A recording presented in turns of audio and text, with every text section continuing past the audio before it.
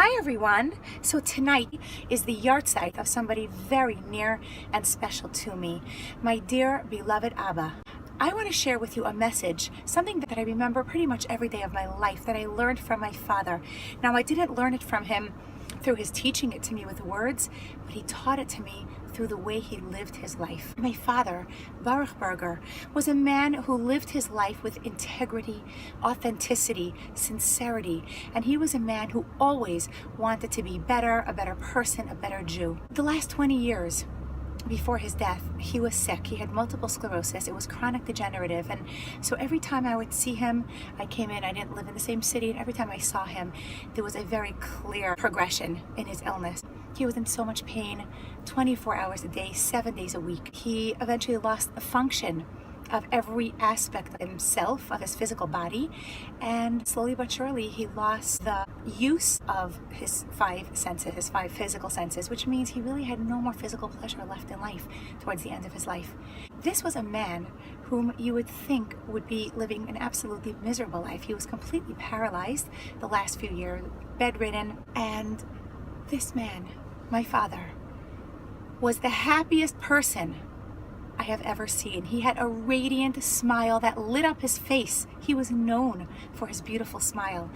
Anyone who came to visit him, and they came to read him stories and to share words of Torah with him and words of encouragement, and anyone who came to inspire my father left feeling a lot more inspired from him. My father was a man who never complained. There was never a why me. There was never an ouch, this hurts. There was only concern for his caregivers, concern for everybody else around him. And even when he could no longer speak, but he was still able to whisper a little bit, and we would see his lips moving, anybody who was near him would run over to him, and we would put our ears to his mouth to hear what he's saying. And the words that would come out of his mouth were always the same few sentences. He would say, mitzvah gedola liyot b'simchat hamid. It is a great mitzvah to always be happy.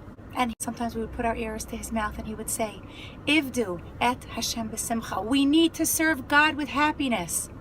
These were the kinds of things that were coming out of his mouth. And after he passed away, we found a file on the computer with a list of all the things that he was thankful for to God, for all the blessings that he had in his life. He typed up this list with one working finger. The rest of him was all paralyzed. And we printed out the list, and myself and each one of our siblings have a copy of it. This was my father, a man who accepted the pain in his life, his suffering, his challenges, with so much love for God. And he understood that everything that he had was only because God loved him and knew that this was what his soul needed in this world. Now here's what I learned from this man. There is a verse that says, Hamakom asher atah omed alav admat kodesh hu. God was talking to Moshe, and he said to him, Moshe, the place on which you're standing right now, it's a very, very holy place. So take off your shoes. Show respect to this place that you're standing on. Now, the reason it was a holy place is because in the future, the temple was going to be built exactly on that place.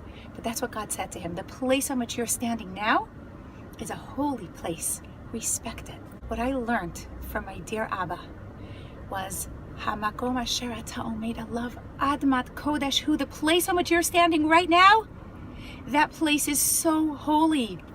The place which you're at in your life, wherever you are physically, in your physical health, wherever you're standing emotionally, wherever you're standing financially, whatever parents you are given, whatever children you are given, whatever your life circumstance, that place is a very holy place.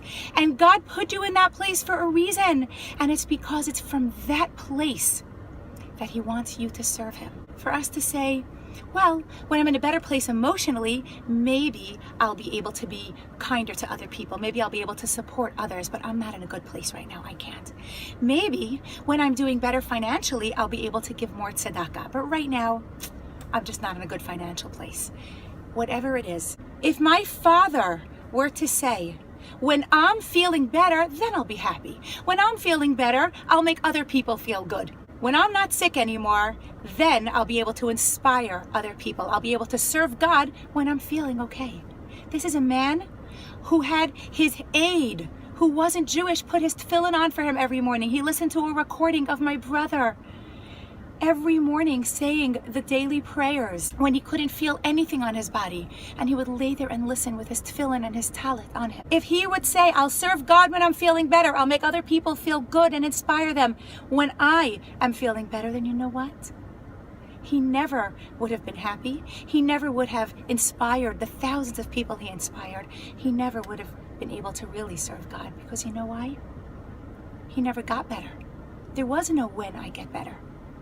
The place on which you're standing now, no matter what your life circumstances, this is the place that's holy. It's from this place that God wants you to serve him. He put you there. He put you there for a reason, because from that place is where you are supposed to build your own personal temple. That is your place of holiness. And as we approach Rosh Hashanah, we are judged on Rosh Hashanah Ba'asher Hu Sham, where you are right now. You're not judged for everything you've done in the past. You're not judged for who you'll be in the future. God is looking at you at the place that you're in right now. Who do you want to be? Who are you really? It's not about doing, it's about being. Who am I? Am I accepting the life I have? Am I accepting the person that I am? Am I making the best of the present? Am I making the best of the moment that I have right now? That's what Rosh Hashanah is all about.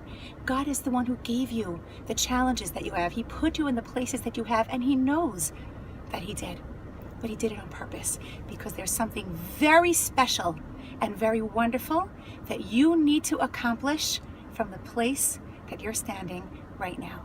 In honor of us showing respect to the place that we're in life and accepting it and growing from that place, may the neshama of Baruch Ben Zev Yehuda have an aliyah. You know, when people say, may the neshama have an aliyah, do you know what that means? How does a neshama have an aliyah? It has an aliyah because of us. May we have an aliyah, and therefore their neshama has an aliyah.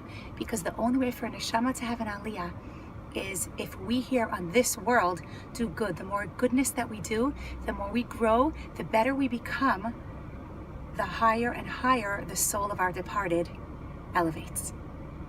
Thank you so much for listening.